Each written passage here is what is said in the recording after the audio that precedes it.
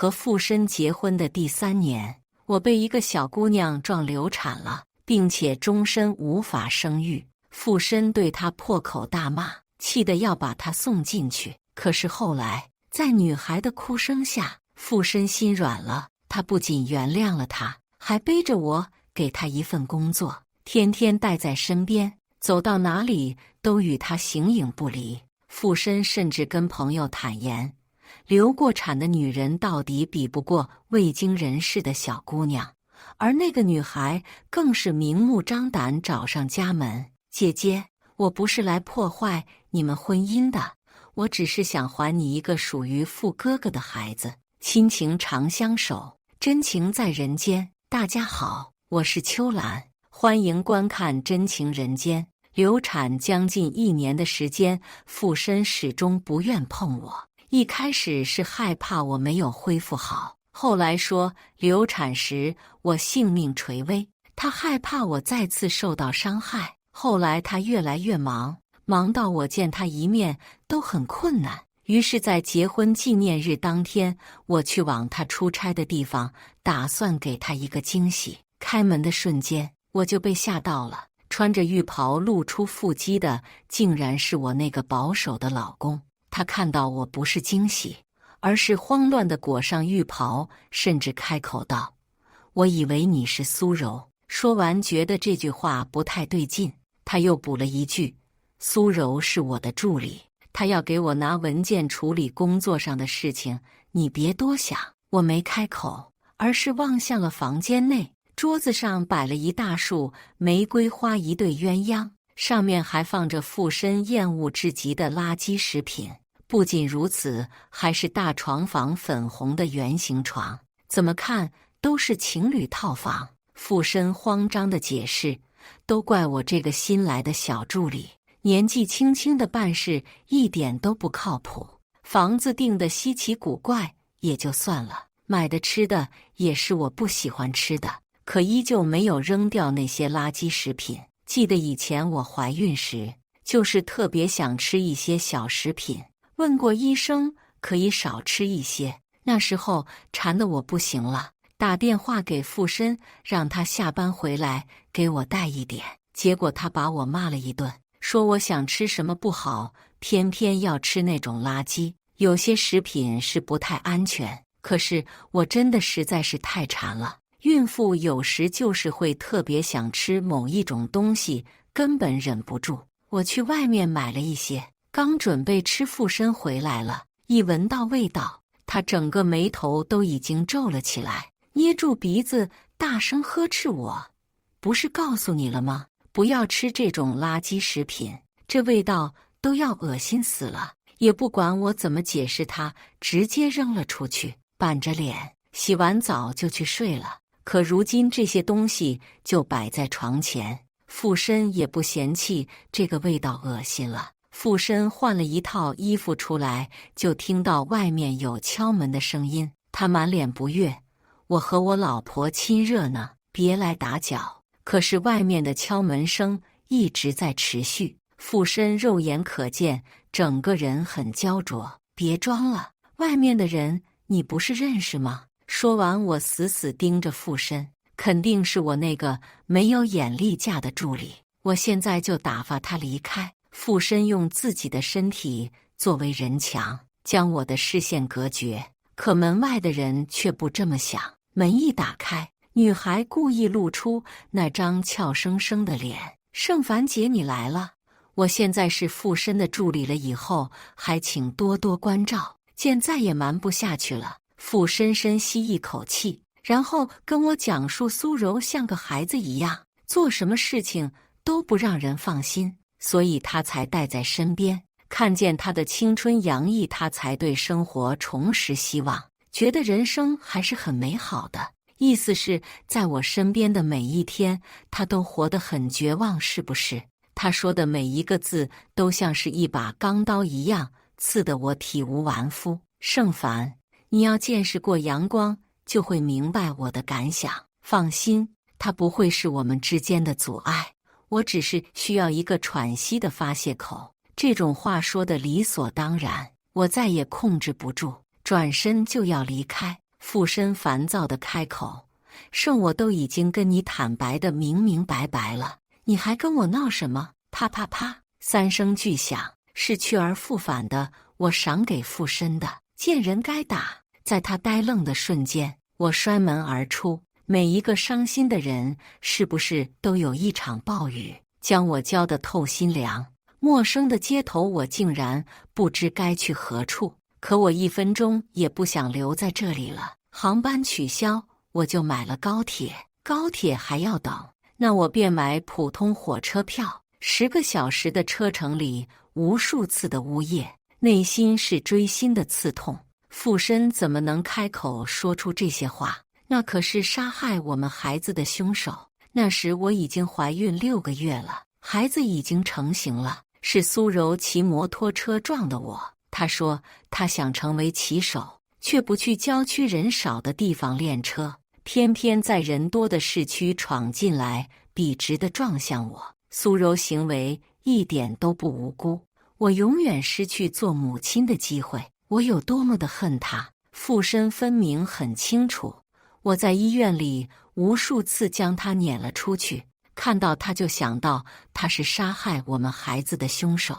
我大发雷霆，让苏柔消失。附身那时倒是说到做到，我确实没有看到苏柔，可没想到他是将她养在他的身边，分明很多事情可以交给其他人处理，偏偏要带他到处出差，说别人处理他不放心。哪里是不放心，分明是借此机会正大光明地带着苏柔过2人世界。他附身找谁都可以，我二话不说的就可以走掉，偏偏找害死我孩子的凶手，置死去的孩子于何地，置我于何地？浑浑噩噩间，我来到闺蜜暖暖的家，在看到我一身颓废，还穿着潮湿的衣服出现在门口时，暖暖二话不说，赶紧拉我进门，让我洗澡保暖，还给我倒了热水。等我冷静下来，她才问发生什么事了。我将附身出轨苏柔的事情说给暖暖听了以后，暖暖抄起扳手就要找附身那个人渣算账。她知道我得知无法再生育的时候有多么的崩溃。附身无数个忙碌的日夜，我心疼她，不敢在她面前掉眼泪，让她担心我会觉得为难。是暖暖一直在我身边安慰我，熬了1年的时间才让我接受这个结果，却没想到我这么挂念她，她却给我一个这么大的惊喜。如今看来，真的心疼男人倒霉一辈子。我在暖暖着躲附身足足小半个月，直到暖暖带来一个消息，附身组织了一场聚会，看来是打算要跟你道歉的。我倒要看看他如何跟你道歉。他拉着我去聚会的地点，只是我们刚走到门口，就听到附身的哥们劝他：“你说你还不好好哄哄嫂子去，都去她闺蜜家几天了，你也不去找，到时候把你休了，你就有的哭的了。”附身长叹一声：“流过产的女人到底比不过未经人事的小姑娘，你们不懂。况且我跟苏柔正在热恋期，我暂时放不下。她在暖暖那边也好省的，又开始跟我闹，我又没说要跟她离婚。女人真是一点不省心，热恋期，精神和身体双双出轨，还如此理直气壮。我浑身一颤，如坠冰窖。暖暖直接冲了进去，揪住附身的头发，跟他掐了起来。现场顿时慌乱一片，到底暖暖是女孩子，被附身直接掀翻在地。我缓过神冲了进去，附身指着我怒吼：“你那是什么朋友？跟疯子一样！”暖暖气势不减：“你这个出轨人渣，不得好死！”被戳心窝，像是被戳碎了自尊心一般。附身陡然升起一股怒气，双眼变得血红。你说谁是人渣？你别以为我不打女人。看到他似乎要动手，我没给他机会，一个酒瓶子直接砸了下去。酒瓶还是小了，附身脑袋并没有开花，而是捂着疼痛的脑袋，不可思议地看着我。本来又要怒骂的嘴脸，在看到我的脸色以后，瞬间愣了一瞬，因为我的脸色平静到令人恐惧。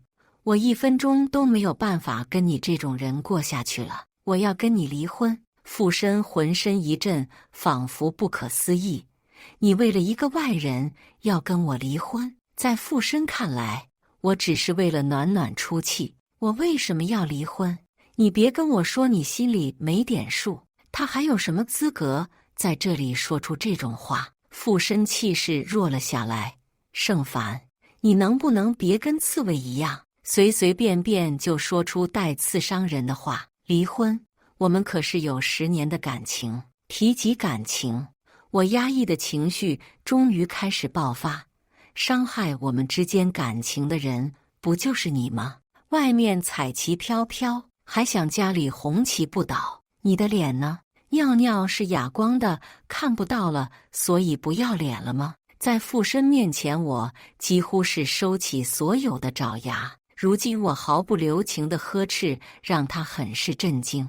我扶起暖暖头也不回离开了。离开时，一个男人追了出来。暖暖神色一激动，刚要破口骂他，那人却道：今天苏柔借过我的手机，虽然我没发现什么，但今天这个聚会是哥们局，你们来我很意外。暖暖动了动嘴皮子，最终什么都没有说。所谓的消息，看来是苏柔故意放出来的。暖暖捂着摔倒的屁股，小心翼翼地看着我。对不起，没有想到这是苏柔的计谋。冰封寒冷的心反而起了一丝温暖。我摇摇头，跟苏柔的计谋无关，是傅申变了。我们还没找苏柔算账，没有想到这一次他主动找上我了，甚至约在了医院这种地方。医院的走廊处，苏柔一副如沐春风的模样，显然得意极了。傅哥哥说他爱我，然后像是看笑话一般盯着我的肚子，说你怀孕流产那段时间变得又丑又可怕，他就再也不想碰你了，所以我撒撒娇，紧紧贴着他而已。他就毫不犹豫地签了谅解书，原谅了我。我在医院里面抢救的那段时间，傅申竟然那么早就原谅了撞死我们孩子的人。可他明明得知我终身不能生育时，他也很愤怒。那愤怒骂苏柔的样子，竟然全部都是演的。这人竟然是傅申。我遍体生寒，好像从来没有认识过傅申一样。说到此处，苏柔突然扬起一抹冷笑。所以我是绝对不会走你这种老路，而且我要你看一看傅申到底在意谁，反正最终赢的是我。上架点。说完，捂着冲着几节楼梯肚子倒了下去，一路滚了下去，鲜血流了下来。就那么正好傅申出现了，只看到躺在地上的人，苏柔整个人都慌乱了，根本没有发现我站在那里。他直接将我撞开，我的肚子撞到栏杆的拐角，疼得我额头都开始冒汗。那边的苏柔窝在傅申的怀中，哭得梨花带雨。姐姐，我不是来破坏你们婚姻的，我只是想还你一个属于傅哥哥的孩子，我有什么错？一双水雾般的大眼睛悲切地看向傅申。姐姐生不了很难过，我只是想替姐姐排忧解难，没想到姐姐跟疯子一样，直接将我推了下去。我们的孩子没了。裙子上的一点红瞬间让傅申红了眼。你居然推一个孕妇，盛凡，你怎么会变得这般恶毒？那可是我的孩子啊！恶毒？跟一个杀了我孩子的凶手的人在一起，你不恶毒？傅申在听到这句话时，再也没有了往日的愧疚。盛凡，你又好到哪里去？你不是也杀了我的孩子吗？他并不是有意的，而你是故意的。真正恶毒的人是你，不是柔儿。我差点就笑了。对，是我恶毒，哪里比得过苏小姐准备十足的演技？真当医院没有监控是不是？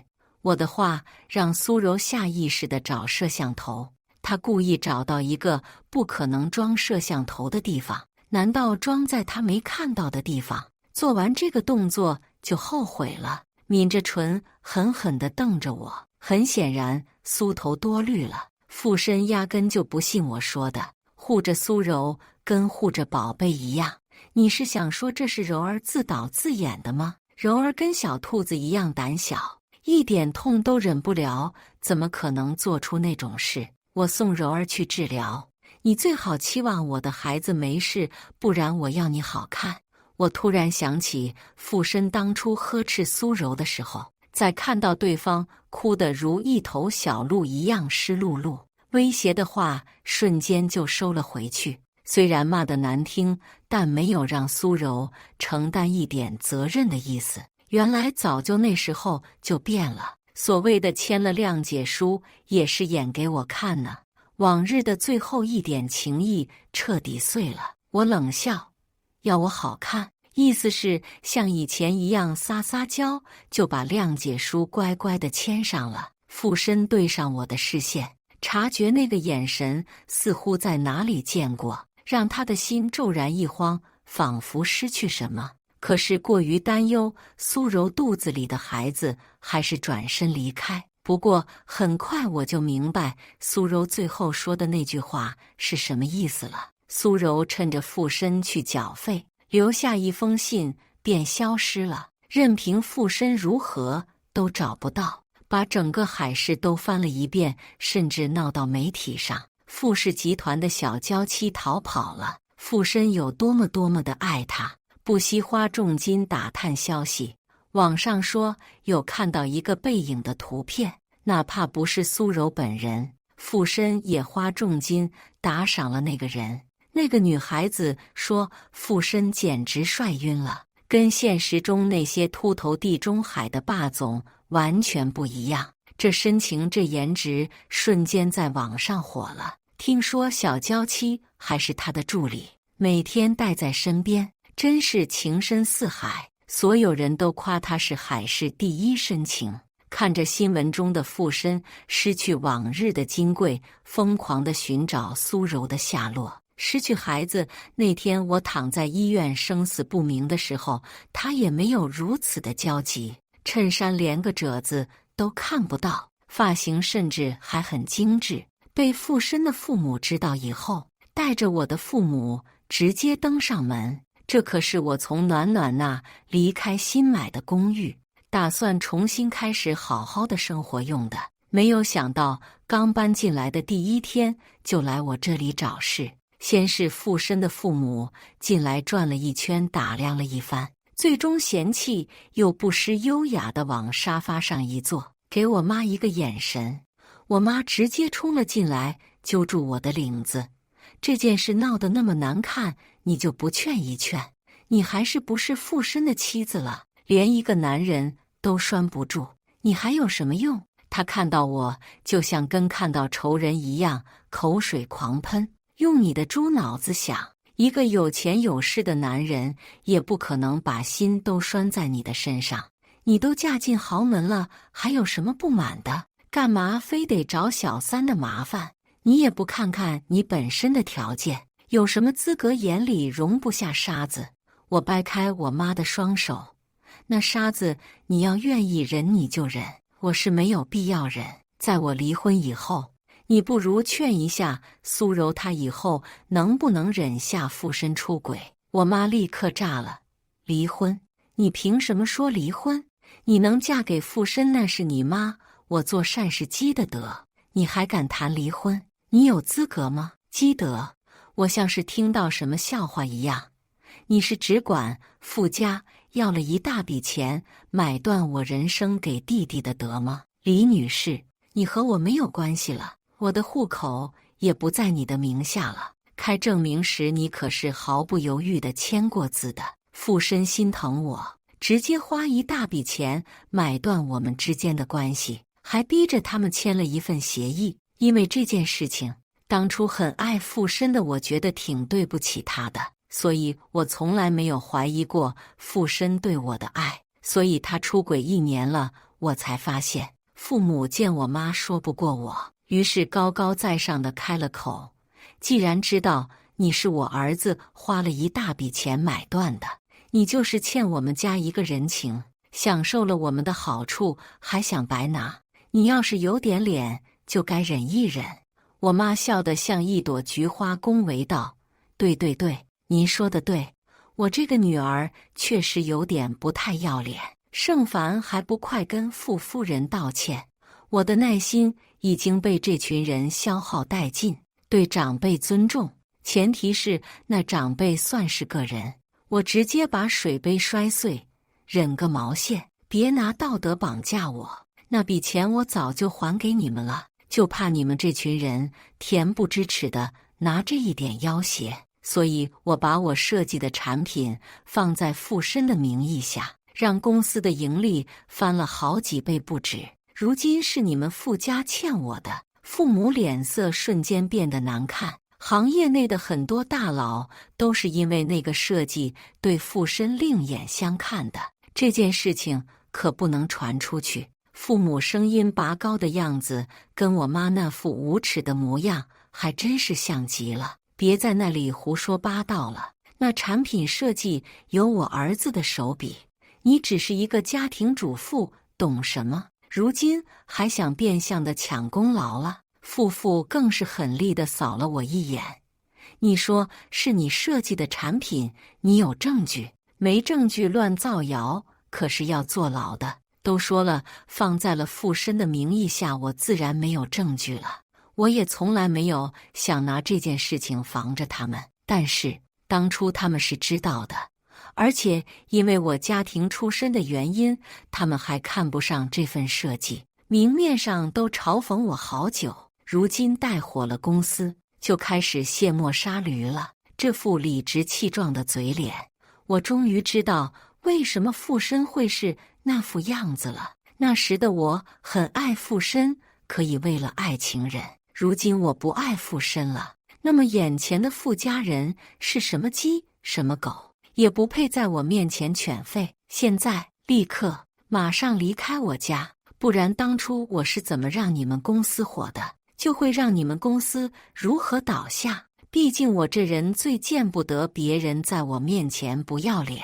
父母当然不惧怕威胁了，他们现在是什么实力，我现在又是什么实力？一个没有用的家庭主妇，但还是被我的话气到了。毕竟曾经的我在他们的面前从未如此不给他们面子。盛凡，你厉害，你给我等着，到时候别跪着求附身。他们留下一句狠话就离开了，临走的时候还踹了我妈一脚。这就是你养的狼心狗肺的女儿，那1000块别想要了，将我贬得一文不值。原来只为了1000块，我妈气得边哭边撒泼。我的钱呐，真是没有良心的扫把星，就不能闭嘴让人撒气？这下好了，我的1000块就这么飞了，不让你妈赚钱，想要活生生饿死你妈呀！我的命怎么那么苦啊？动动嘴皮子骂没有用的女儿就能赚1000块钱，这么好的事情让我毁了。我妈恨不得扒了我的皮。我看着躺在地上撒泼的人，凉薄地开口：你的命是挺苦的，少生了几个女儿，换不来更多的金钱了。谁让你只认准儿子，眼皮子那么浅，后悔了吧？当初拿到附身给他的钱。他一边点钱，一边笑得阳光灿烂地说道：早知道生女儿可以换这么多的钱，多生几个好了，这辈子吃喝都不用愁了。谁能想得到现在的丫头片子这么值钱？这句话可是他当着我和附身的面说的，我可是记忆犹新。所以附身让我妈签了那份合约。一提他那宝贝儿子，难得我爸激动地开了口，青筋暴起，一拍桌子：一个女人还要反了男人的天不成？你就做吧，要是附身不要你了，你就等着再找一个男人揍得你半死不活的，你就老实了。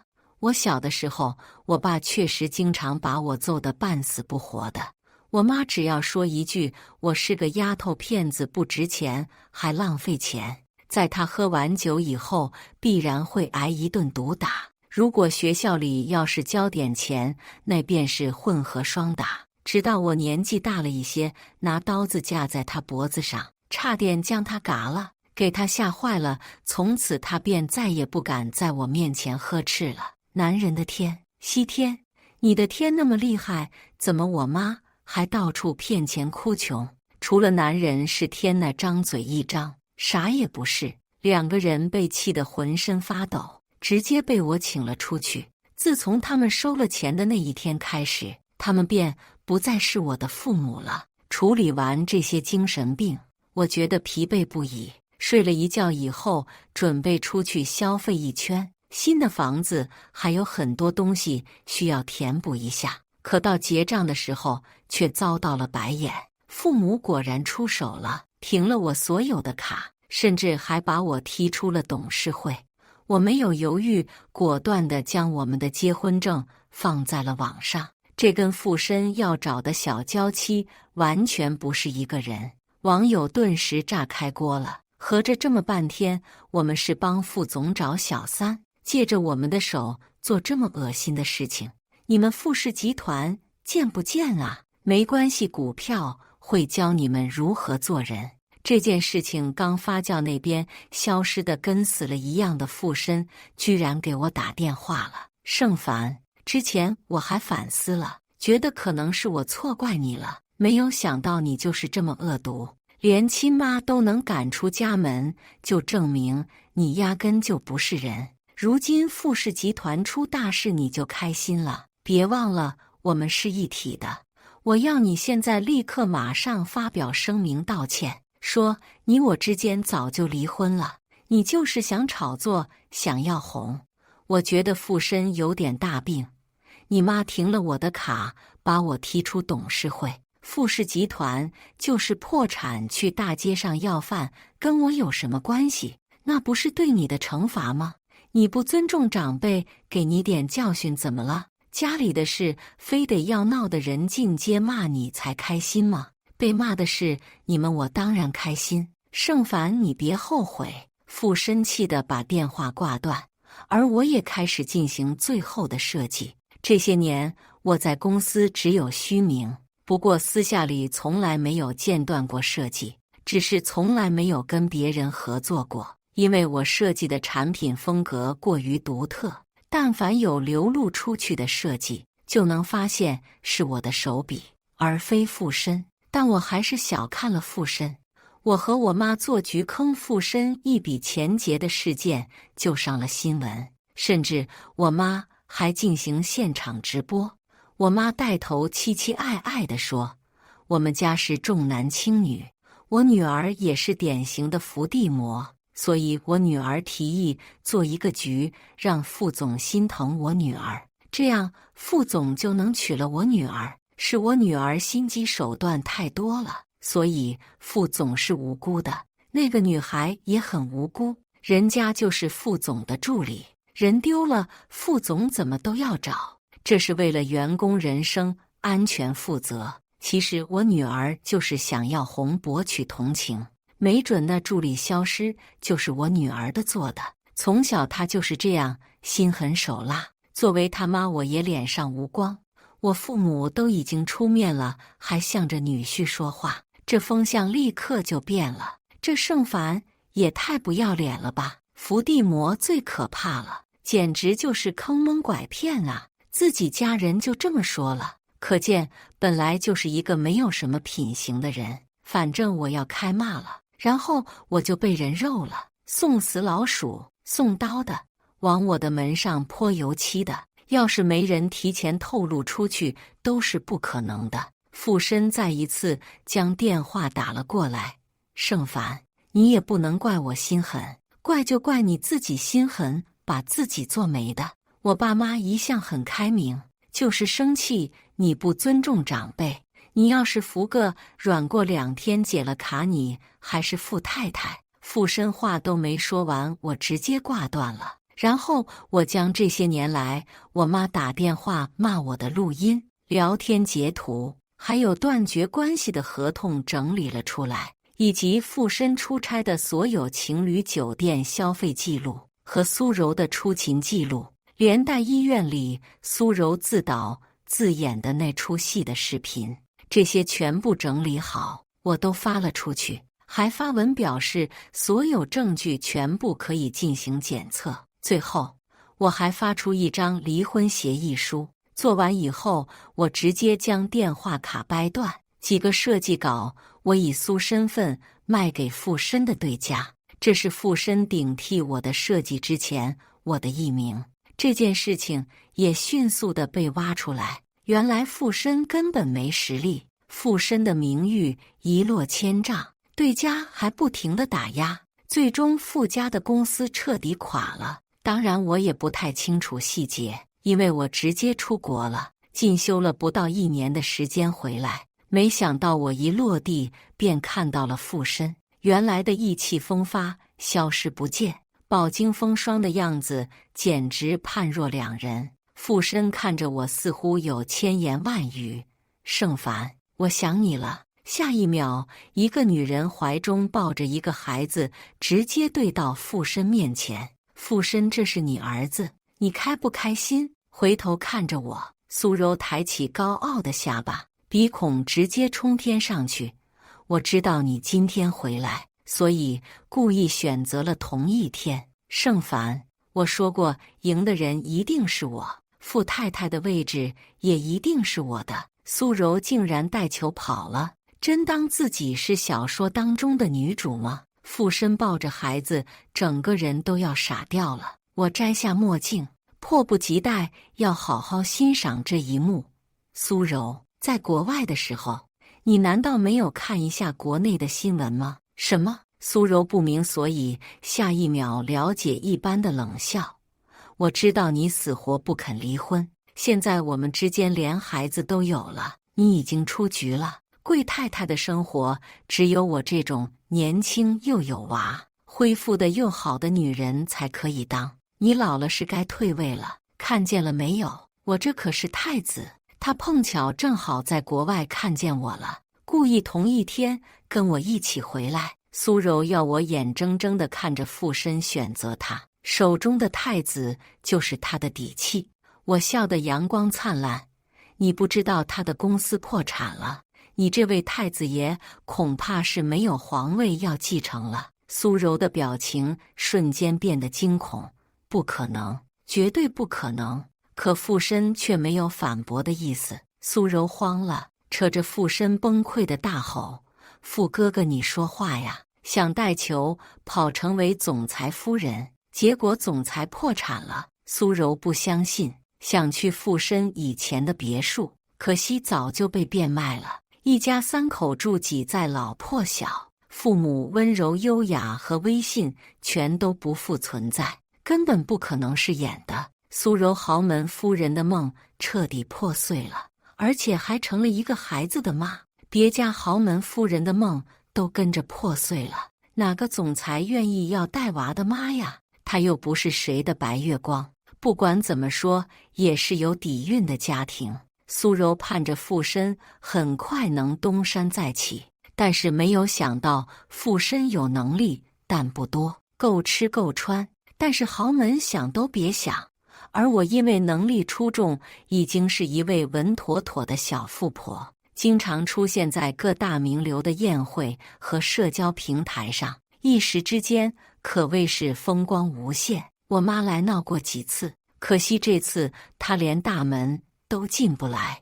网络上的人都已经看清了她的嘴脸，没人帮着她说话。但我没想到附身也因为进不来蹲点蹲我好久。那天突然窜出来，我差点就要报警了。没想到是他，盛凡，我错了。这次比从飞机上场看到的样子还要落魄。